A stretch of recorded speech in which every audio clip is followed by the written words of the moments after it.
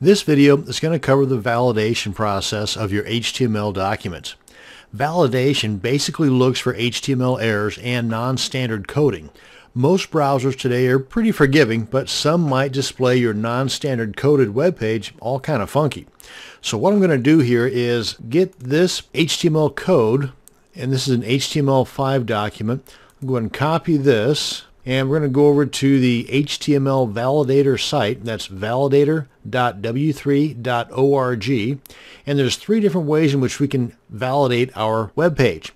That is by the URI, which is actually, of the three, the best way to do it. And that being that your web page is already online on a server somewhere, and you simply copy the URL or the address, paste it in here, click on check. So if we go to validate by upload, if you don't have the file online, just choose the file on your computer, upload it, validate it this way, and you can just do it directly here. And this is what I'm going to do here, just do it directly on the website itself. So I'm going to take that code that I just copied into my clipboard, paste it right in here, and click on check.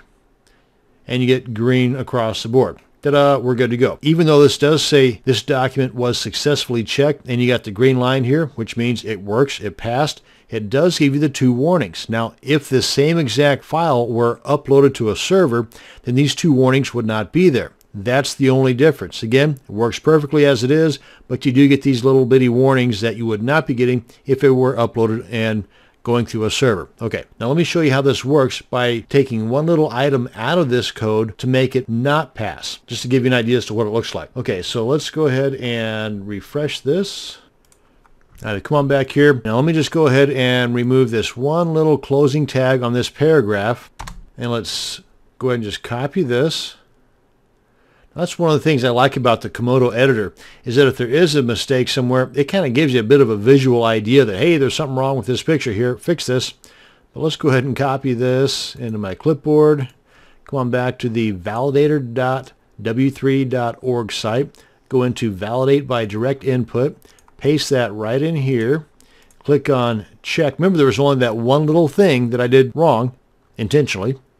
Boom, errors found. You're going to get this red dealie up here, and this says 28 errors. What? There was only one thing that I did wrong. On your web page, when you get it validated, it may say, 500 different errors, but there may only be two or three small items that once fixed will eliminate a majority, if not all of those errors, and a majority, if not all of those warnings.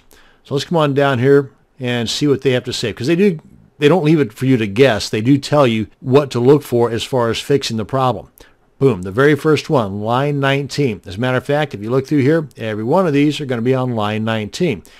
Come on back to our editor here, and guess what's on line 19? So by taking out that one little bitty character, it affects all these other items below it, as shown here with all these different errors. Now then, where are we at here? Right here we go.